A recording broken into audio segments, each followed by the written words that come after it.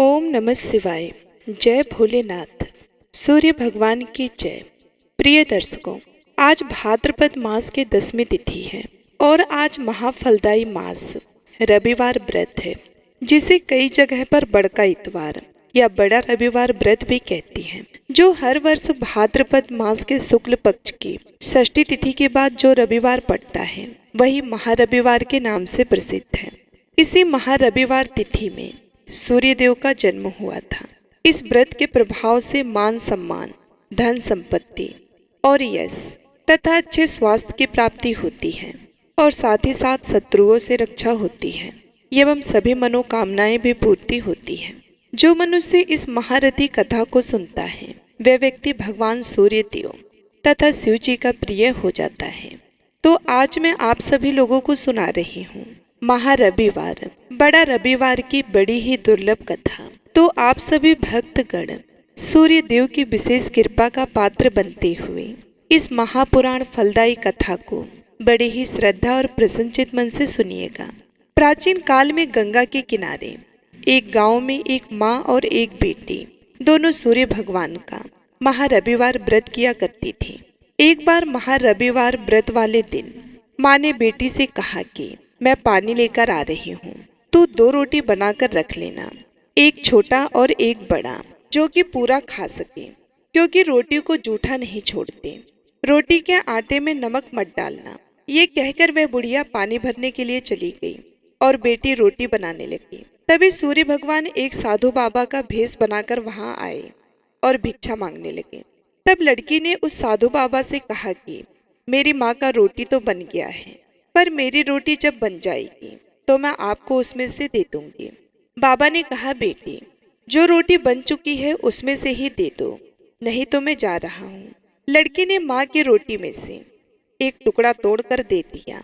जब माँ वापस आई तो बहुत नाराज हुई और बोली कि हे लड़की, मेरी रोटी का टुकड़ा दे दिया, मेरी रोटी मुझे वापस दे। वह लड़की को डांटने लगी। अब लड़की डर कर जंगल में भाग गई और एक पेड़ पर चढ़कर बैठ गई। सूर्य भगवान ने सोचा, बेचारी लड़की को मेरे कारण घर से निकलना पड़ा, इसलिए उसकी रक्षा मुझे ही करनी पड़ेगी। सूर्य भगवान रोज उसके लिए चूरमा का एक लड्डू और एक लोटा पानी देते थे। लड़की मजे में खा पी लेती और वहीं पेड़ पर बैठी रहती। एक दिन एक राजा शिकार करते हुए उधर से निकला। थकान मिटाने के लिए उसी पेड़ के नीचे आराम करने रुक जाता है। राजा ने अपने सेवक से कहा, प्यास से जान निकलती जा रही है, चुल्लू भर पानी मिल जाए तो प्राण बच जाते। पेड़ पर बैठी लड़की ने जब यह बात सुना तो उसने चुल्लू भर पानी डाल दिया। राजा ने पानी पी लिया। राजा ने कहा, अरे सेवक, आधी जान तो बच गई, एक चुल्लू पानी और मिल जाए तो आधी जान और भी बच जाएगी। लड़की ने फिर एक चुल्लू पानी डाल दिया। राजा ने पानी पिया। राजा को आश्चर्य हुआ। उसने सेवक से कहा, ऊपर अवश्य कोई है, तो ऊपर चढ़ के देख वहां कौन है। सेवक ऊपर चढ़ा तो उसे लड़की मिली। लड़की ने सेवक से कहा, भैया तुम यह स्वादिष्ट लड्डू खा लो और पानी पी लो। राजा को मेरे बारे में मत बताना, कह देना कि ऊपर कोई नहीं है, पता नहीं राजा मेरे साथ कैसा व्यवहार करेगा। सेवक भूख प्यास से परेशान था। उसने लड्डू खाया, पानी पिया और नीचे जाकर राजा से कहा कि राजा जी, ऊपर कोई नहीं है। राजा ने सेवक से कहा, तू जब ऊपर गया था तब तो थका हुआ था और नीचे आने के बाद तू तो तरोताजा दिख रहा है, नहाया और खाया हुआ। फिर राजा ने अपने सेवक से कहा कि मुझे तो इसमें कुछ संशय हो रहा है, मैं खुद ही ऊपर जाकर देख लेता हूँ। राजा पेड़ पर चढ़ा। वहां सुंदर से ब्राह्मण कन्या को पाया। राजा ने कहा कि डरो नहीं, तुम बहुत ही सुंदर हो, मैं तुम्हारी सुंदरता को देखकर अत्यंत मोहित हो गया हूँ, मेरे साथ चलो, मैं तुमसे विवाह करना चाहता हूँ। लड़की राजा के साथ चली गई। राजा ने उसके साथ विवाह किया। साल भर में ही उसने एक सुंदर बालक को जन्म दिया। उसके देवरानी जिठानी सभी उसके पुत्र और उसकी सुंदरता को देखकर चलने लगी थी। एक दिन महारविवार का व्रत आया, सूर्य भगवान का व्रत। लड़की रानी ने व्रत के लिए रोटी बनाया। दूसरी रानियों ने राजा से कहा, तुम्हारी नई रानी को रोटी बनाना नहीं आता, उसका बनाया हुआ रोटी खाओगे तो आपका पेट दुखेगा, अगर रानी खाएगी तो राजकुमार का पेट दुखेगा। नई रानी ने यह बात सुन ली, रोटी को थाली के नीचे छुपा दिया और सूर्य भगवान से सहायता के लिए प्रार्थना करने लगी। राजा ने जब पूछा कि थाली के नीचे क्या है, तो उसने कहा कि मेरे गरीब घर से आया हुआ उपहार है। राजा ने थाली उठाई तो देखा कि उसके नीचे सोने का चक्र था। राजा ने कहा, वह गरीब पीहर वाले को ऐसा उपहार तुम्हें नहीं देना चाहिए। रानी चुप रही।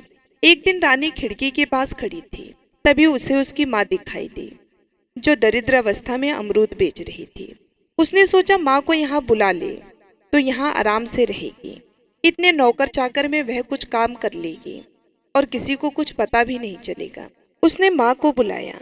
रानी की माँ आते ही वही बात दोहराने लगी, कहने लगी कि हे लड़की, मेरी रोटी का टुकड़ा दे दे, मेरी रोटी मुझे साबुत दे दे। रानी ने सोचा कहीं सबको पता ना चल जाए कि मैंने अपनी माँ को इस तरह महल में बुलाया है तो मुसीबत हो जाएगी। उसने माँ को छुपकर एक कमरे में रहने को कहा, बाहर से ताला लगा दिया।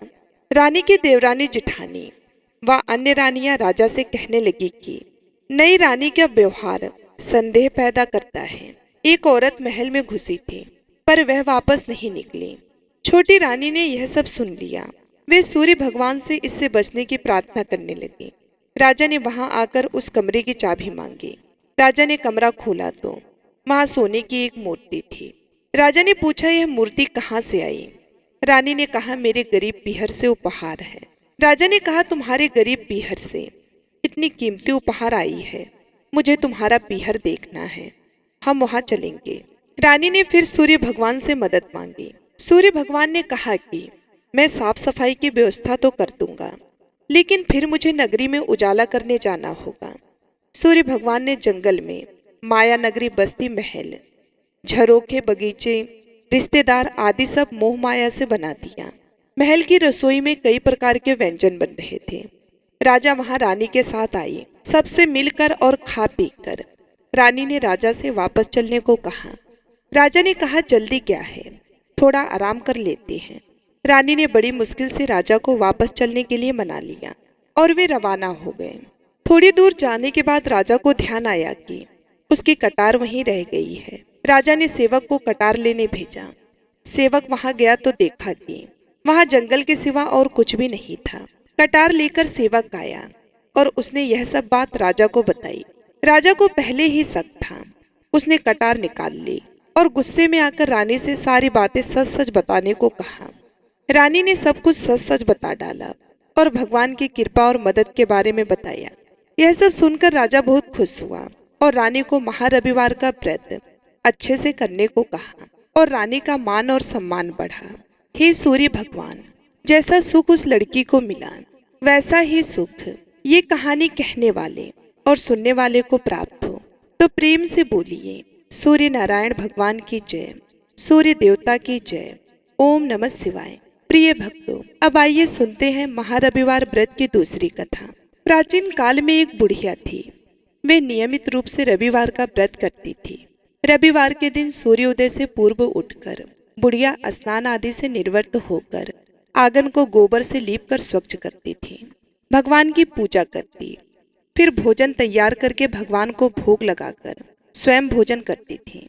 श्री हरि की कृपा से उसका घर सभी प्रकार के सुख एवं धन धान्य से पूर्ण था। किसी प्रकार का विघ्न या दुख नहीं था। सब प्रकार से घर में आनंद रहता था। उसकी एक पड़ोसन, जिसकी गौ का गोबर वह बुढ़िया रोज लाया करती थी, उस बुढ़िया की संपन्नता से जलने लगी। यह विचार करने लगी कि यह बुढ़िया हमेशा मेरी गाय का गोबर ले जाती है, इसलिए अगले दिन वह अपनी गाय को घर के भीतर बांधने लगी। वह रविवार का दिन था। बुढ़िया गाय का गोबर ना मिलने के कारण अपना घर ना लीप सकी। उस दिन उसने ना तो भोजन बनाया, ना ही भगवान को भोग लगाया और ना स्वयं भोजन किया। इस प्रकार उसने निराहार व्रत किया। रात्रि हो गई, वह भूखी ही सो गई। रात्रि में भगवान ने उसे स्वप्न में दर्शन दिए और भोजन ना बनाने तथा भोग ना लगाने का कारण पूछा। वृद्धा ने कहा, उसे गोबर नहीं मिला, इसी कारण वह आपका भोग नहीं लगा सकी।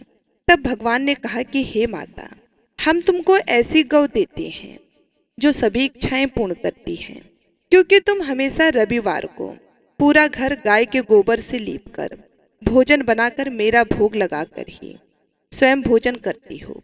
इससे मैं बहुत प्रसन्न हूँ। मैं निर्धन को धन और बांझ स्त्रियों को पुत्र देकर उनके दुखों को दूर करता हूँ तथा अंत समय में मोक्ष देता हूँ। स्वप्न में ऐसा वरदान देकर भगवान अंतर्ध्यान हो गए। प्रातः जब वृद्धा की आंखें खुली तो उसने देखा कि आंगन में एक अति सुंदर गौ और बछड़ा बंधे हुए हैं। गौ और बछड़े को देखकर वे वृद्धा अत्यंत प्रसन्न हुई और अपने घर के बाहर बांध दिया। वहीं उनके खाने के लिए चारा भी डाल दिया। जब उसके पड़ोसन ने बुढ़िया के घर के बाहर एक अति सुंदर गाय और बछड़े को बंधा देखा तो द्वेष के कारण उसका हृदय जल उठा। जब उसने देखा कि गौ ने सोने का गोबर किया है तो वह चोरी से उस गाय का गोबर उठाकर ले गई और अपनी गाय का गोबर उसकी जगह पर रख गई। वह प्रतिदिन ऐसा करती। सीधी सादी बुढ़िया को उसकी इस चालाकी की खबर नहीं हुई। सर्वदा ईश्वर ने सोचा कि चालाक पड़ोसन के कर्म से बुढ़िया ठगी जा रही है। एक दिन भगवान ने संध्या के समय अपनी माया से बड़ी जोर की आंधी चला दी। बुढ़िया ने आंधी के भय से अपनी गाय को घर के भीतर बांध लिया।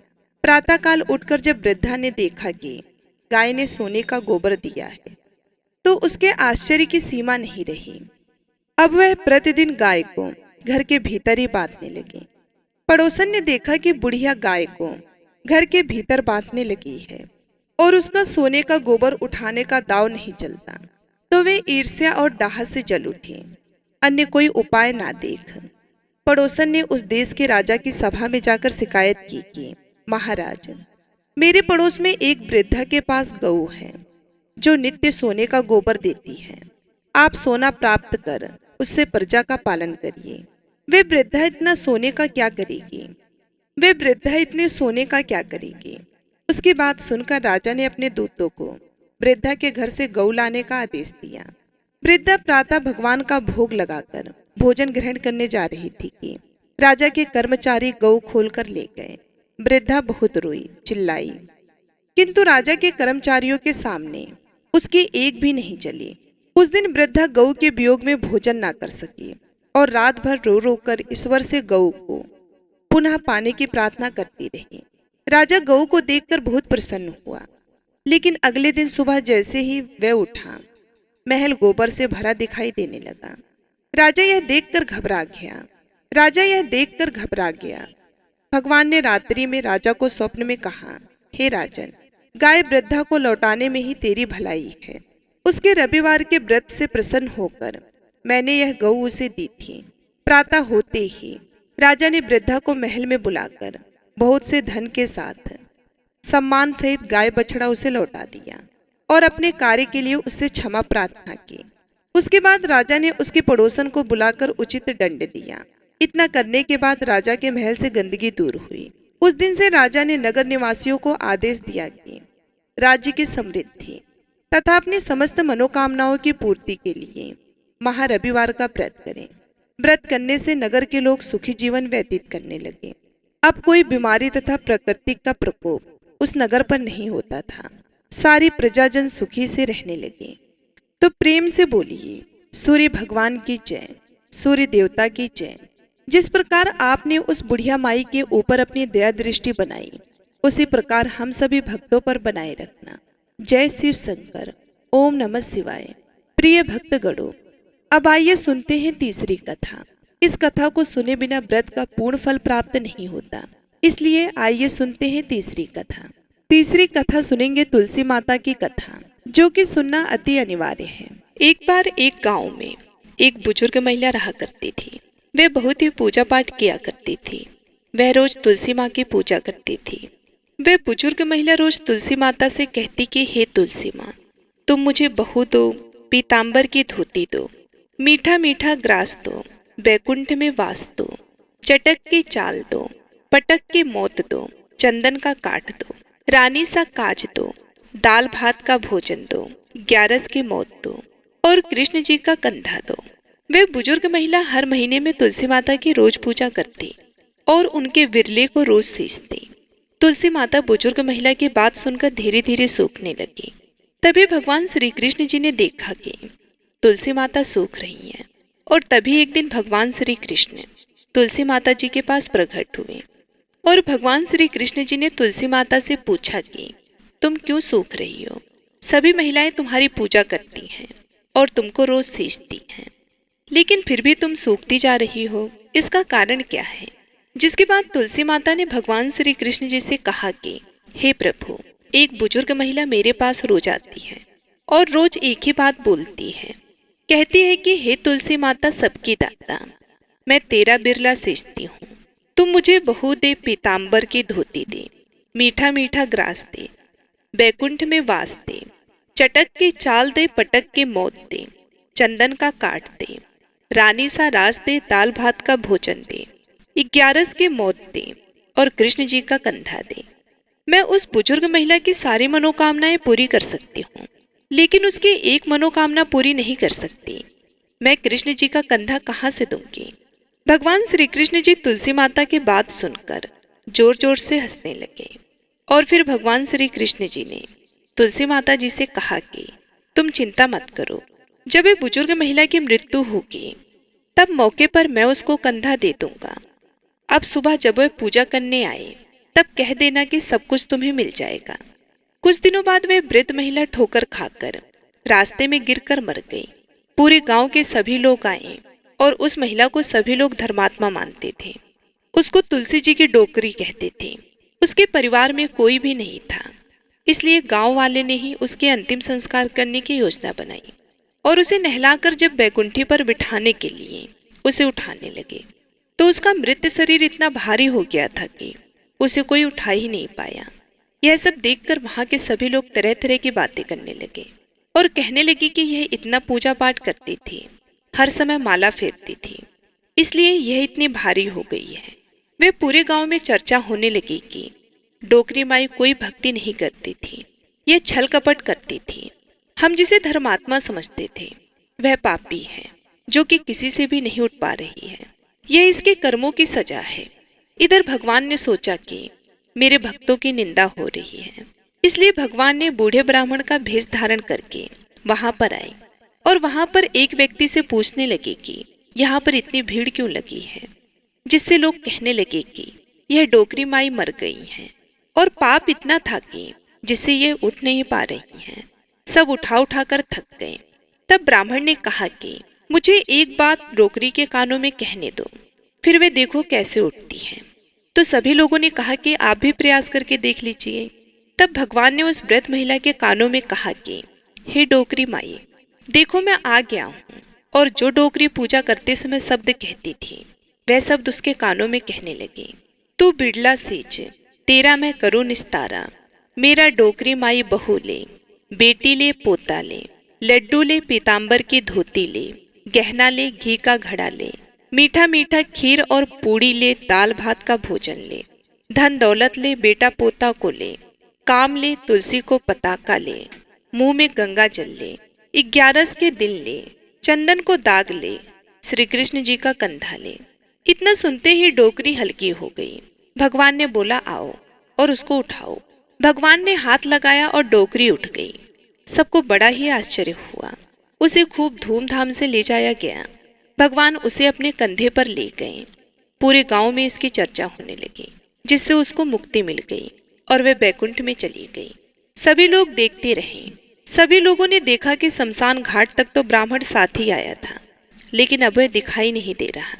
इससे लोगों को समझ में आ गया कि वो कोई और नहीं, स्वयं भगवान बूढ़े ब्राह्मण के रूप में आए थे। हे तुलसी माता, जैसे आपने बुढ़िया की मुक्ति कराई वैसे सबकी करना, सबको भगवान का कंधा मिले, सबको स्वर्ग देना। ओम नमः शिवाय। जय तुलसी माता।